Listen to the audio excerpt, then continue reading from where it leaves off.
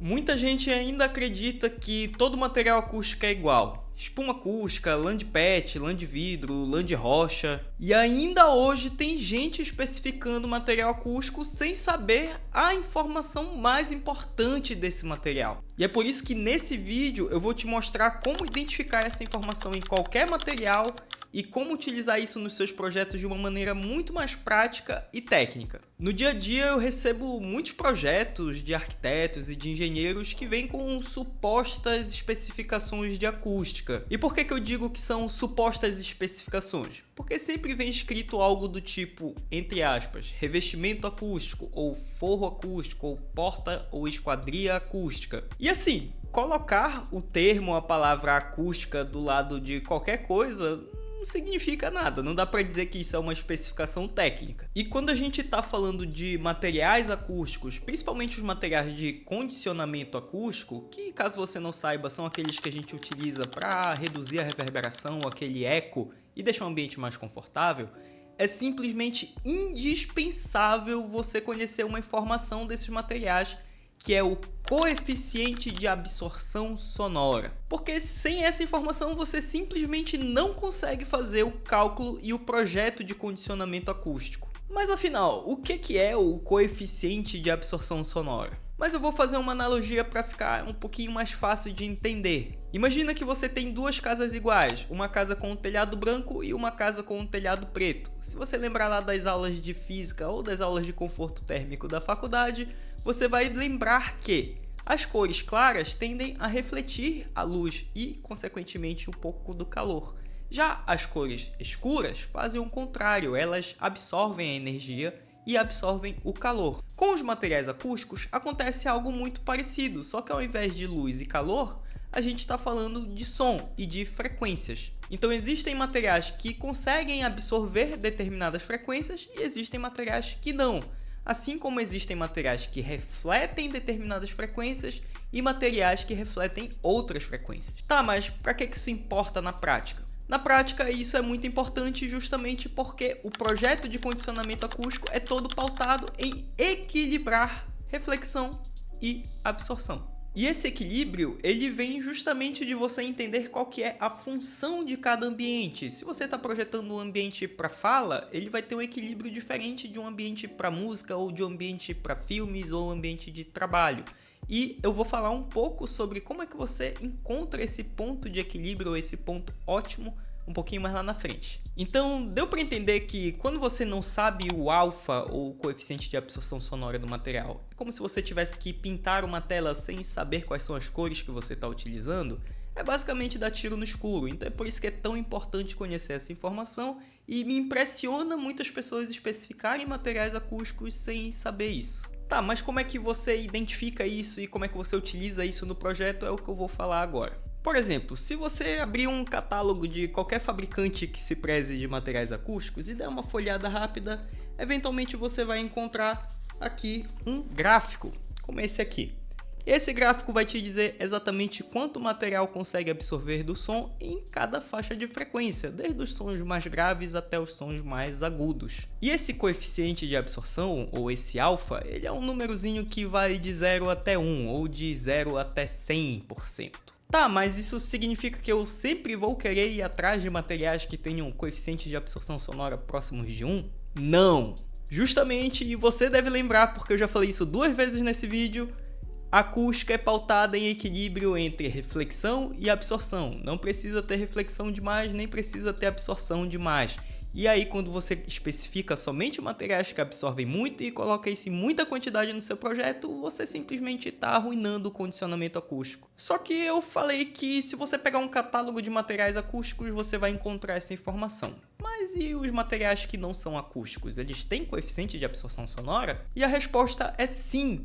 Na verdade, tudo tem coeficiente de absorção sonora, até você tem um coeficiente de absorção sonora. Então, tudo que existe e que tem matéria tem uma absorção sonora porque é uma propriedade de qualquer material. E essa informação pode ser facilmente encontrada na internet, em livros, em artigos científicos. Não é uma informação difícil de achar, inclusive eu vou deixar um link aqui embaixo para uma tabela que você pode consultar os coeficientes de absorção sonora de materiais comuns da construção. A diferença entre um material comum e o material acústico é que o material acústico é projetado para ter um coeficiente de absorção sonora específico.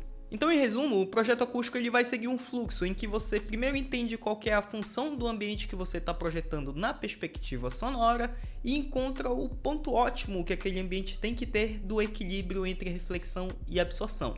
E a partir deste ponto ótimo vem a tal da especificação dos materiais acústicos para você alcançar esse objetivo. E isso tudo é feito em função da frequência, então tudo que a gente fizer daqui para frente vai ser feito desde as frequências mais graves até as frequências mais agudas. Você tem que sempre considerar isso quando a gente fala de acústica. Imagina que é como se a gente estivesse equalizando o ambiente, tá? Mas o que é esse tal de ponto ótimo que eu vivo citando aqui?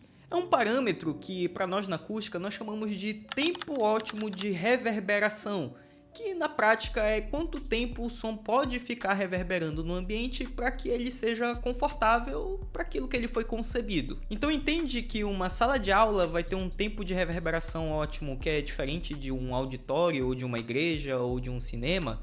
Então, dependendo da função, o tempo ótimo de reverberação ele vai ser diferente. Inclusive, até para a mesma função, esse tempo ótimo de reverberação pode variar a depender do tamanho do ambiente, porque uma sala de aula pequena vai precisar de uma reverberação diferente de uma sala de aula gigantesca. A questão é que quando a reverberação ou o tempo de reverberação do ambiente é muito maior do que o ótimo, o som fica embolado, fica caótico, fica aquela coisa que ninguém consegue compreender muito bem o que está acontecendo. E quando é o contrário, quando o tempo de reverberação está muito abaixo dessa linha do ótimo, pode acontecer do ambiente ficar morto, sem vida e até muito silencioso para sua função. E para determinados ambientes isso pode ser um problemão. Imagina um restaurante que não tem nenhum tipo de ruído, que é extremamente silencioso porque o projetista decidiu colocar muito material acústico.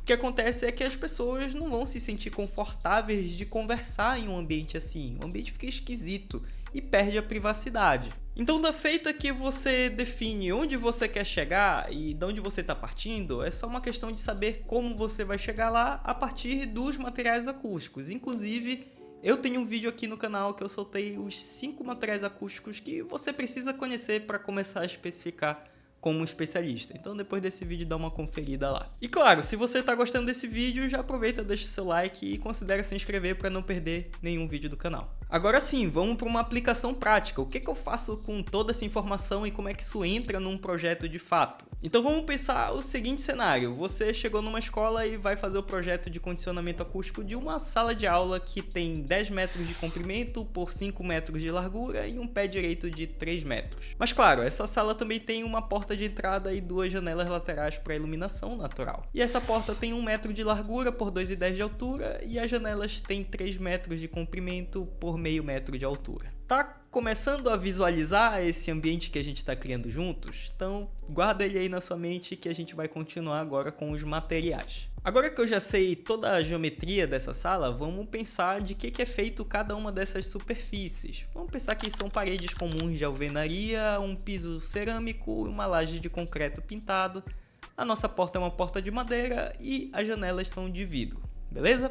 Mas por que eu estou insistindo tanto nessa questão dos materiais de cada coisa? Porque se você lembrar bem, nesse vídeo mesmo eu falei que tudo tem um coeficiente de absorção sonora. Inclusive os materiais que compõem o piso, a parede e o teto da nossa sala. E eles vão influenciar muito na maneira como o ambiente vai reverberar. Via de regra, quanto mais refletoras, duras e lisas forem as superfícies, mais reverberante o ambiente vai ser. E é para isso que vem o nosso projeto. Mas essa sala também tem uma ocupação, então vamos imaginar que dentro dela nós temos 20 cadeiras ali de plástico, daquelas bem comuns mesmo de escola. Tá, agora que a gente já tem o tamanho do nosso ambiente e a composição geral dele, vamos atrás do nosso objetivo de projeto, que se você lembrar bem é aquela coisinha chamada tempo ótimo de reverberação. E para isso você utiliza alguns gráficos, alguns ábacos que vão te orientar nesse sentido. Então, com base na função do ambiente e no tamanho volumétrico dele, você consegue encontrar qual que é o tempo ótimo de reverberação. Então, se você observar esse gráfico aqui, para o nosso caso em questão, que é uma sala de aula que, dadas as proporções dela, tem 150 metros cúbicos de volume, e considerando que é uma sala de aula e a gente sempre quer que ela seja uma sala de aula inclusiva, nós teríamos um objetivo, um alvo ali de um tempo de reverberação de 0,41 segundo. E o que isso significa? Que quando o professor, quando qualquer pessoa estiver falando e qualquer som estiver sendo produzido dentro dessa sala, o som tem que permanecer na sala por até 0,41 segundo, ou meio segundo mais ou menos. Só que eu também te disse que tudo, absolutamente tudo na acústica a gente faz em função da frequência. E aí como é que eu sei quanto tem que reverberar em frequências mais graves ou em frequências mais agudas? E aí você usa um outro gráfico como esse bem aqui, que ele vai te dizer quanto que você vai ponderar esse valor que você acabou de achar de um tempo ótimo para todas as frequências do seu projeto. E ele vai além, ele não diz só isso, ele diz quais são os limites para mais e para menos. Até porque você também já sabe que muita reverberação é problema, pouca reverberação também é. Então esse gráfico também te dá limites para cima e para baixo em torno desse valor ideal. Para o nosso caso em questão, vamos ver como é que ficaria isso para uma frequência de 500 Hz.